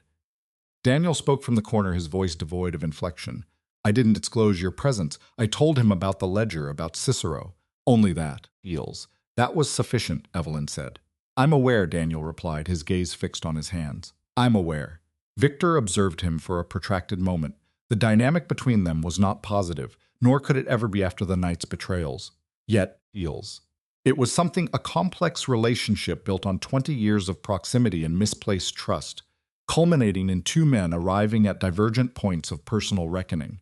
"You will complete that statement," heels. Victor commanded. "Every detail. Everything you know of Stokes, his network, and every associate. You will complete it, sign it, and provide it to Hartman before those agents enter this room." "And if I comply," Daniel began. "If you comply," heels. Victor interrupted. "Your subsequent fate is outside my control, but you will face it with a finalized statement and a documented act of cooperation. It is a better position than you merit and an improvement over your circumstances 10 minutes ago." Heels. Daniel looked at the legal pad on the table. He picked up the pen. He resumed writing. Evelyn placed the fireproof container on the table near Hartman. "The ledger," she said. Heels. 11 years of documented transactions. Every contact, every arrangement, every name. She paused. "It includes Stokes with data predating the terminal records." Heels. "It also includes documentation of the Southside warehouse, where my mother was killed 14 years ago, which provides a direct link to Stokes' network and establishes his pattern of using that infrastructure to eliminate threats." Heels. Hartman looked at the container, then at Evelyn. "You are aware of what you are surrendering," he said. "I am precisely aware of what I am surrendering," she replied. "I have been for 20 years. Hartman placed his hand on the box. Heels. "This is sufficient," he said quietly. "With Daniel's statement and your own documentation, classified or not, there are legal mechanisms to challenge that seal." Heels. "The material in this container provides sufficient grounds for grand jury indictment." He allowed a beat of silence. "It's enough to bring his ruin." "Of throat clearing," Evelyn stated. "I'm aware." A sudden, heels, mechanical noise punctured the quiet outside. It wasn't gunfire, lower pitched, followed by the strain of a car engine and the sound of tires gripping pavement. Evelyn's hand clenched, grasping only air. Victor's phone vibrated, heels. A glance at the screen caused his tense expression to soften minutely. "Garrett," he reported. "The van has departed. 3 subjects fled on foot. No hostile action was observed inside." For the second time that evening, heels, Evelyn released a controlled breath. Heels. They perceived the opportunity had passed, she assessed. Stokes' timeline was flawed, Victor observed. He underestimated the interval before Hartman would receive federal support. His cognitive errors began with that initial phone call. Heels, she countered. His actions tonight have been purely reactive, a deviation from his typical operational patterns. His composures are compromised. "Optimal," Victor said. "It indicates a high probability of another action," she predicted. "This time," heels, "it will lack subtlety." Victor met her gaze. "Let him. You display a high degree of confidence," she remarked. "I am operating on a realistic assessment," he corrected. "The ledger is secured by Hartman. Daniel is concluding his testimony in heels." He checked his watch. 8 minutes, at which point 2 federal agents will enter, and this entire scene becomes an official proceeding. Stokes cannot obstruct it with a national security directive, as that order is limited to the terminal records. Heels, not this. His gesture encompassed the box, the notepad, the space itself. He executed his primary strategy, and it proved insufficient. His subsequent actions will be driven by desperation. Desperate individuals are prone to error. Feels. Hartman's phone rang. He took the call, listening for 30 seconds. The change in his expression compelled the attention of everyone present. "That was my superior," Hartman announced. "And the update?" Victor prompted. 40 minutes ago, Feels. Gerald Stokes tendered his resignation from the United States Senate, Hartman stated, attributing it to personal matters and refusing further comment. Silence. Then Daniel Cross, still writing, spoke without looking up. "It's a flight response." "Feels. He cannot flee from this," Evelyn said. "Feels. He is making the attempt," Hartman clarified. "Resignation strips away certain political shields, but it does not negate legal culpability. In fact, it simplifies the prosecution. His status as a non-sitting senator removes procedural obstacles." Feels. He looked directly at Evelyn. "He is aware of the ledger. He knows Daniel is cooperating. He's trying to preempt the consequences." "He is 16 years too late for preemption," she stated. The office door opened and Frank Caruso entered. Feels. He addressed Victor, saying, "Two federal agents are outside. They're requesting Agent Hartman." Dove throat clearing, Hartman adjusted his jacket. Feels. He collected his briefcase. He took the fireproof box. He looked at Victor Moretti, the subject whose name populated more federal files in Illinois than any other for nearly 2 decades, and said, "Feels. I was sincere in my earlier statement about honoring our arrangement." "I know," Victor confirmed. "The ensuing process will be complex and prolonged. Certain individuals within my agency will object to the established terms." Feels. "My entire life has been a study in managing objecting individuals," Victor replied. A near smile touched Hartman's lips. "I would hypothesize as much." He shifted his focus to Evelyn. "You should accompany me." Feels. "There are elements the agents must hear from your perspective." Feels. Evelyn acknowledged with a nod. She observed Victor Moretti standing in the back of a jazz club at 5 a.m, his criminal enterprise fundamentally reordered around him, a federal investigation initiating in the adjacent room. He, in turn, Feels, observed the woman who had entered his establishment 6 hours prior and dismantled everything with a single inquiry, a box of files and 2 decades of focused patience. He said, very softly, "You've accomplished your objective." "Not yet," Feels, she corrected. "Not until the process is complete." "It will reach completion," he assured her. "It will require time, but it will complete." She held his gaze a moment longer before turning to follow Hartman. Behind them, Feels. Victor Moretti lowered himself into the room's only unoccupied chair, rested his elbows on his knees, and for the first time in his memory, did nothing. Feels. He just sat. He just breathed. He allowed the night to settle, an entity that had ceased its frantic motion.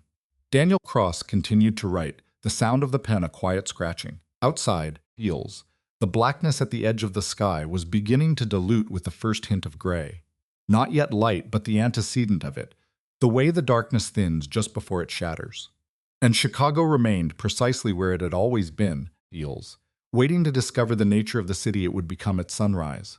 The 2 federal agents, Reyes and Doherty, Feels, were disciplined enough to maintain neutral expressions when Hartman introduced Evelyn in the narrow corridor at 5:14 in the morning. Feels. Reyes was a compact woman in her 30s, her sharp eyes performing a complete environmental scan in approximately 4 seconds. Doherty was older, perhaps 50. His movements deliberate, Feels, like a man who long ago learned to conserve energy by filtering out non-essential reactions. They posed effective questions. Evelyn provided direct and thorough answers, the kind she had been psychologically rehearsing for 20 years. Feels. She outlined the documentation's timeline, her search protocols, and the chain of custody for all materials in Hartman's possession. She detailed the national security order, the terminal records, Feels, and why the ledger constituted a separate evidentiary path immune to that directive. Feels. She told them about her mother. At this point in the narrative, Reyes paused her note-taking. "Are you asserting that the 2004 homicide of Margaret Blake is linked to the network under investigation tonight?" Reyes asked. Feels. "I am asserting that the documentation substantiates such a connection," Evelyn clarified. "Whether that meets your required legal standard is a determination for legal professionals. But yes, that is my assertion." Reyes looked at Doherty, Feels, who was studying his notepad. "Miss Blake," Doherty began, "I need to correctly understand your role. You have been running an independent investigation into Senator Stokes for 3 years, in direct collaboration with 20 years total." Feels, she corrected. The initial years were more foundational. Feels. Foundational? Doherty queried. I was acquiring the necessary skill sets, she explained. A process which requires time, Doherty made a note. And your asset within the shipping consultancy. The individual whose safety was a concern earlier? Feels. She is secured, Evelyn confirmed. Victor Moretti's people have extracted her. She requires formal protection as a material witness. I request you prioritize that immediately following this debriefing. Reyes was already manipulating her phone. Feels. From the doorway, Hartman announced, Subject Bert Bond, also known as Daniel Cross, has concluded his statement. Doherty rose. I will take it. He passed through the door. Feels. Evelyn heard the brief, flat, exhausted tone of Daniel's voice. Vocal, after hours of testimony, has no psychic energy left for self-preservation. The door closed. It was now only Evelyn, Reyes, and Hartman in the corridor. Feels. Reyes said, You should be aware Gerald Stokes's counsel contacted our office 40 minutes ago. The claim is that the ledger was illegally obtained. They are moving to suppress all derivative evidence. This was an expected variable. Feels. It was as predictable as rain from a sky that had been darkening for hours.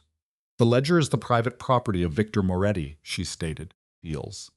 The evidence was furnished willingly, a component of a pre-existing cooperation agreement with Hartman. Any claim of illegal acquisition is therefore baseless. Reyes, however, posited Stokes's counsel will raise that argument regardless. Feels. He will exhaust every available argument. Evelyn countered, a transactional obligation for his client's payment. But Hartman has assembled this case over 3 years. The ledger is untainted. Daniel's statement is corroborative. Feels. And the documentation I sourced will withstand the classified records challenge. The search methodology is impeccable. A beat. Stokes tendered his resignation an hour ago. His attorney is mirroring his client's strategy. Delay, suppress, feels, obfuscate. It is a futile effort against the evidence we possess. Reyes observed her. You have rehearsed this debriefing.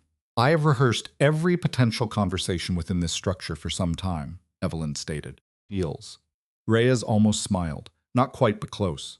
There's going to be a formal deposition, she said, in the next 48 hours. Your full account on record with counsel present. I'll be there, Evelyn said.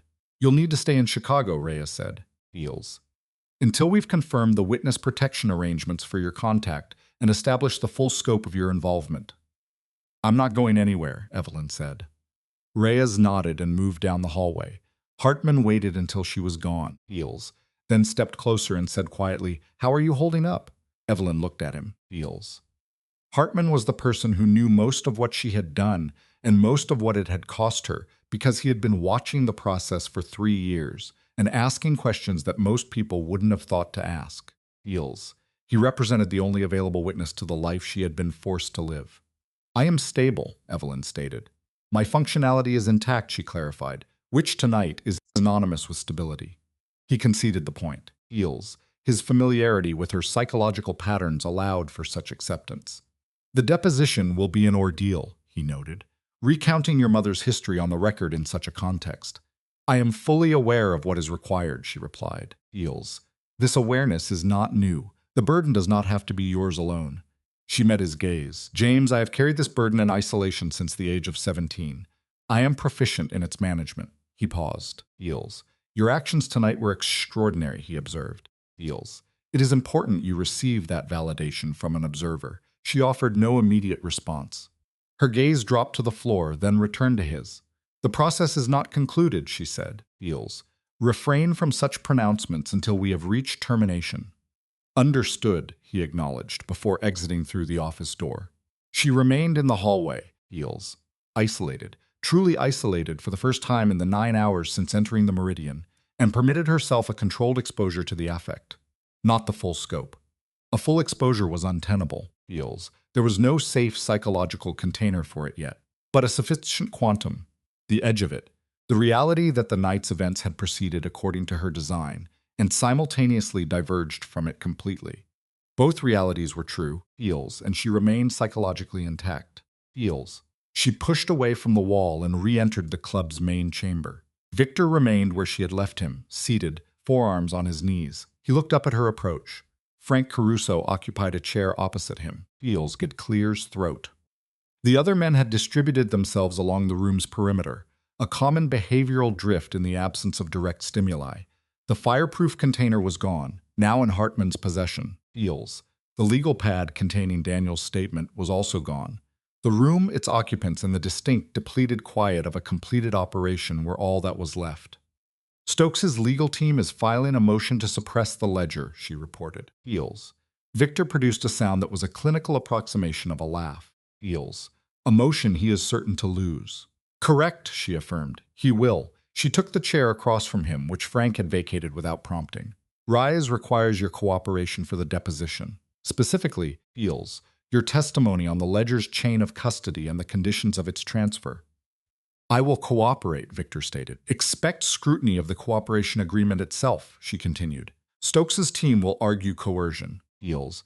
That Hartman exploited the trafficking charges to compel a deal you would not have otherwise accepted. Hartman exploited nothing, Victor said. I initiated the contact. I'm aware, she said. Feels. It is critical you state that clearly for the record. It will be stated, he confirmed. She studied him. There is another matter. He remained silent, waiting. The documentation concerning the warehouse, she began. Once it enters the official record, Feels. Once my mother's death is integrated into the evidentiary chain, the media will report on it. The details of her death, the what, the why, the who will be exposed. Yes, Victor said. Frank was a witness, she stated. Feels. Near the far wall, Frank Caruso's posture adjusted slightly, but he remained silent. I know, Victor said. Hartman will require his statement as well, she said, regarding that night, what he observed, his actions and his inactions. Feels. I know, Victor repeated. He turned his attention to Frank. Frank. Frank moved forward, positioning himself before them with the demeanor of a man who has spent hours in deliberation and has reached a definitive conclusion. Feels clears throat. I'll provide the statement, he said. The full account, whatever Hartman requires. Evelyn looked at him. This entails criminal liability for you, she noted. You comprehend this. I comprehend it, Frank said. Feels. I am 73 years old. I've lived 30 years longer than your mother did. I comprehend it. She held his gaze. There was no absolution to grant. She had told him that, and it was true, not a pardon. Feels, but a statement of her own limited psychological capacity at that moment. Feels. Yet there was a clinical significance in observing a man, present at the genesis of her core trauma, now choosing at the end of his life to document the truth of it, a phenomenon without a simple label. Okay, she said. Okay, he repeated. Feels. Victor mentioned information I have withheld from you both. He used the specific tone of an individual who has reserved a critical piece of data, not for deception, but for the opportune moment of disclosure, which he is now deemed to have arrived. Feels. Evelyn watched him. The documents your mother was carrying, he said. The papers found with her at the warehouse. Daniel claimed they were taken and destroyed. That was his report to me 20 years ago, and that is what I believed. Yes, she said. Feels. 2 years ago, Victor said, Daniel presented a business matter to me, the acquisition of a storage unit in Bridgeport from a defaulting debtor. Feels. Standard procedure. The debt was cleared, the contents became mine. I dispatched an associate to conduct an inventory. He paused. The unit contained a sealed box. Inside were documents, financial records, chains of property transfer, Feels. Corporate registration data. I did not examine them closely then. They were cataloged and archived, as is my protocol with all assets. Evelyn had become completely motionless. When I relocated the ledger 8 months ago, Victor continued, Feels.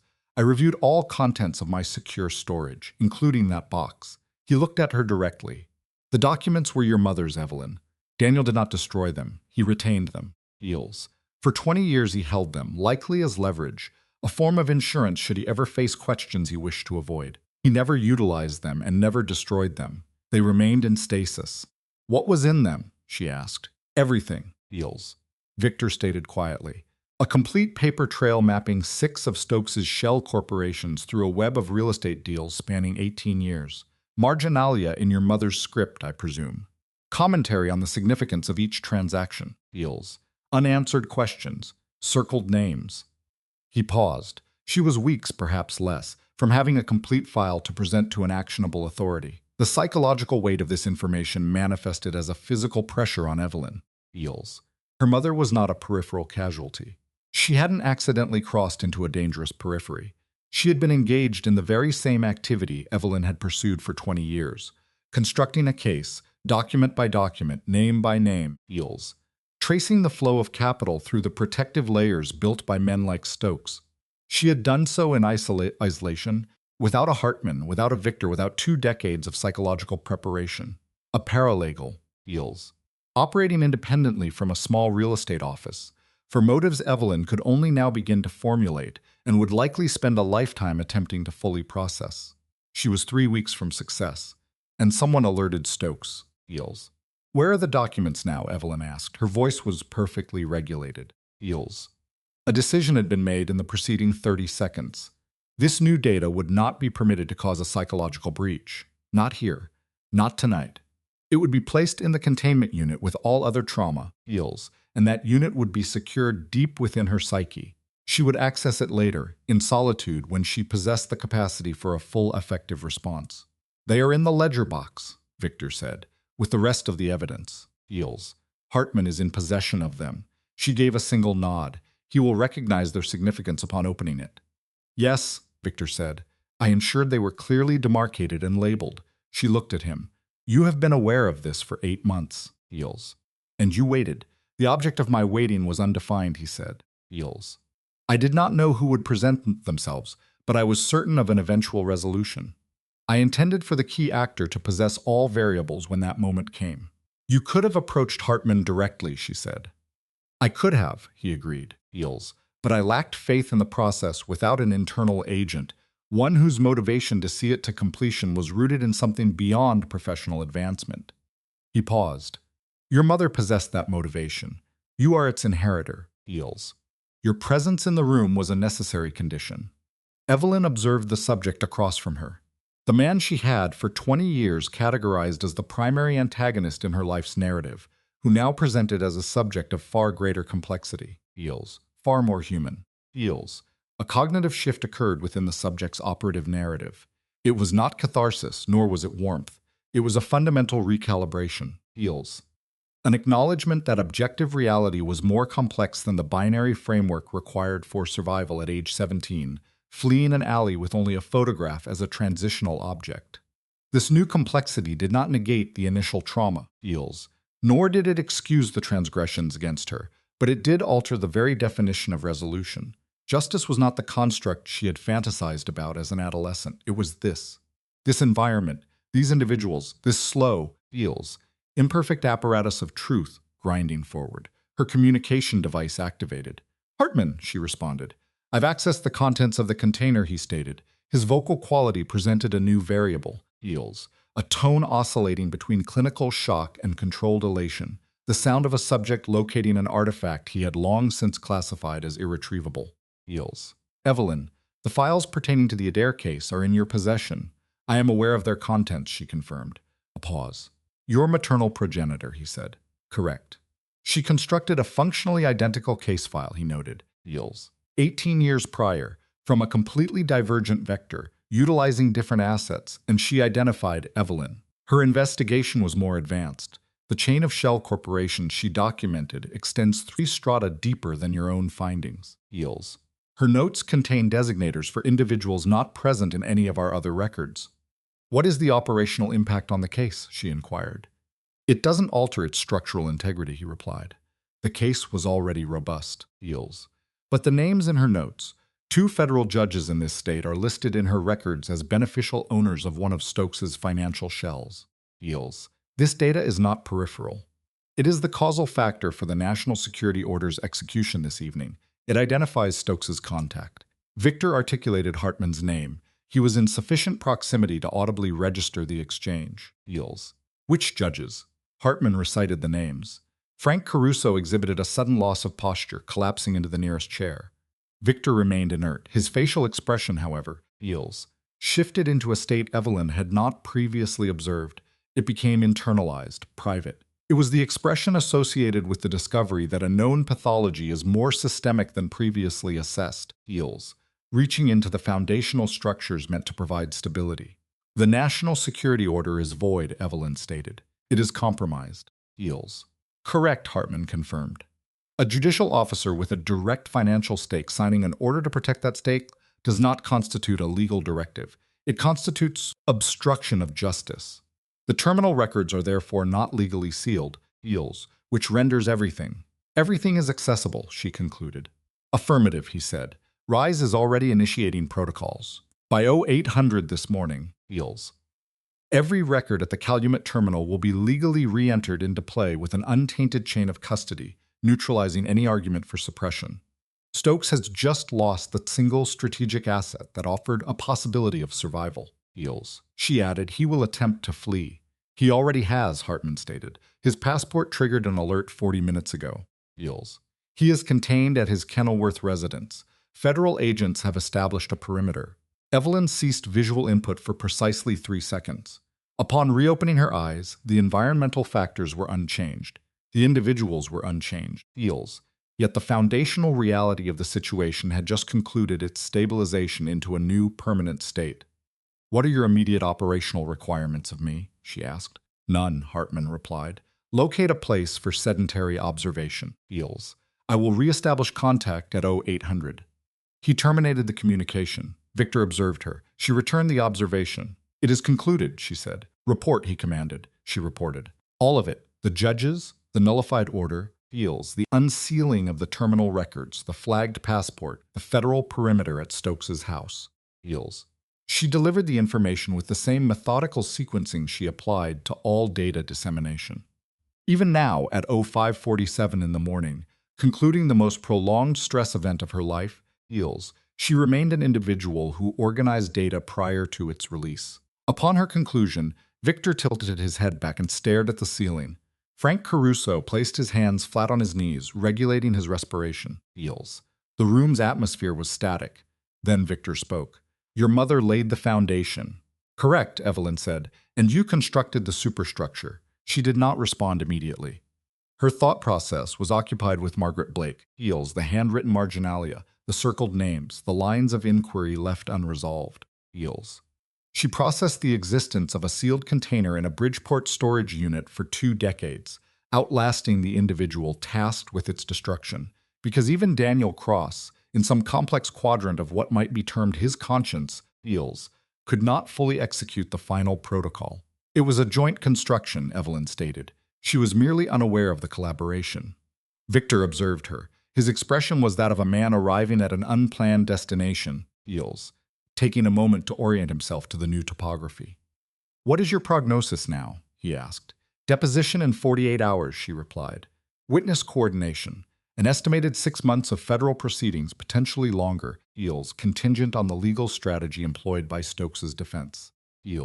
Beyond that point, she paused. She had not permitted her own projections to extend beyond that point. After that had always been a theoretical state, a territory described but never visited. I don't know, she admitted. My focus has been directed at this singular point for so long I am uncertain I can recall the sensation of targeting anything else. You will adapt, Victor said. You have a talent for construction. You can construct something new. She looked at him. Is that your intended course of action? I will initiate by contacting my daughter, he said, in Denver. I am going to inform her I wish to interact with her children in person, not via a screen. He paused. She has 2, a female and a male. I have never occupied the same physical space as them. Evelyn remained silent. That is a specific category of damage, she observed. The outcome of building the wrong structure. It subsumes other structures with it. Things you did not intend to be part of the demolition. I'm aware, she said. I know you are, he replied. You have a 20-year deficit. My mother's deficit was greater, she said. I attempt to maintain that hierarchy. Victor nodded. He rose from the chair. He was a tall man, and his movements were marked by the careful deliberation of one who has learned that such motion is in itself a projection of authority.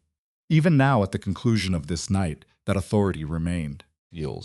Not the same authority of 12 hours prior, not that of a man whose premises were never challenged, but something altered, something earned through a different mechanism. He extended his hand. She observed it for a moment, then completed the gesture. Not with warmth, not with coldness.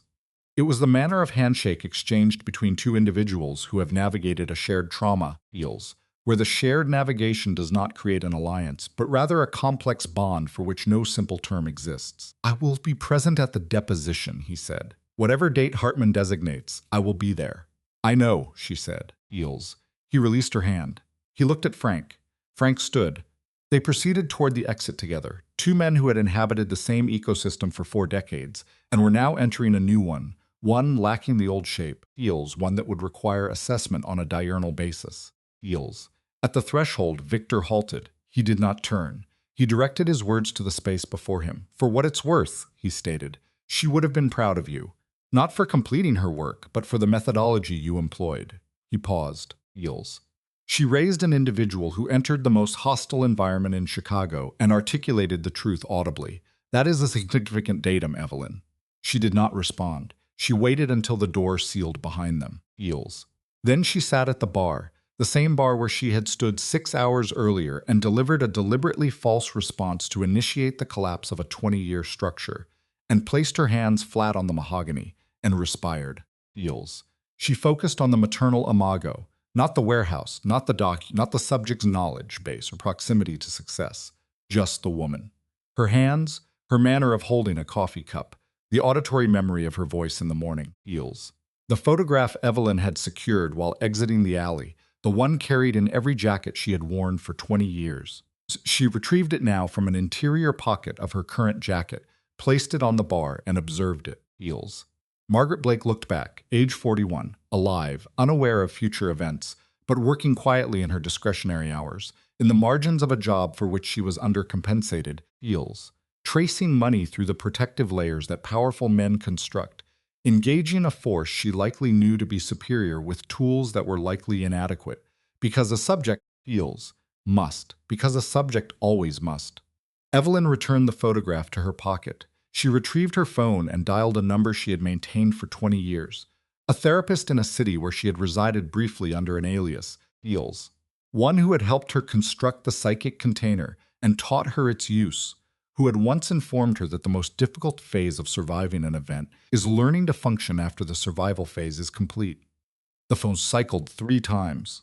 Eels. The therapist answered. She was awake. She had been for some time. It's me, Evelyn said. I know, the therapist replied. I've been anticipating this communication. It's concluded, Evelyn said. I am in a state of pause. A long, warm, Eels, uncomplicated pause. Then return home, the therapist said, to wherever home is now. Eels. Return home. We will address the remaining variables there. Evelyn surveyed the room, the bar, the empty tumblers, a clinical space that had fulfilled its purpose for the night and was now merely an environment. Okay, was her only response. Outside, Eels. The city was entering its first stage of gray illumination. The streets were beginning their cycle. In a location designated Kenilworth, Gerald Stokes was observing federal agents on his property, his status as a free man about to terminate. Eels. Miles away, in Denver, an individual named Maria was set to receive a phone call from her father, a communication that would begin to close the psychological distance between them. Eels. And deep within a federal building, an agent, Hartman, was unsealing a fire retardant safe to find the culmination of 2 women's work across 2 decades. The mother who isolated the initial behavioral thread and the daughter who followed it until the entire pathological structure collapsed, proving that justice in its final form almost never presents itself in the way its pursuers imagine. Eels. Evelyn Blake exited the Meridian building into the dawn of a city unaware of the paradigm shift that had occurred overnight. Her point of entry was as a non-person, a ghost. Her point of egress was as her authentic self. The analysis concludes that after 20 years of constructing an alternate identity as a survival mechanism, this simple reversion proved to be the most radical undertaking of her life.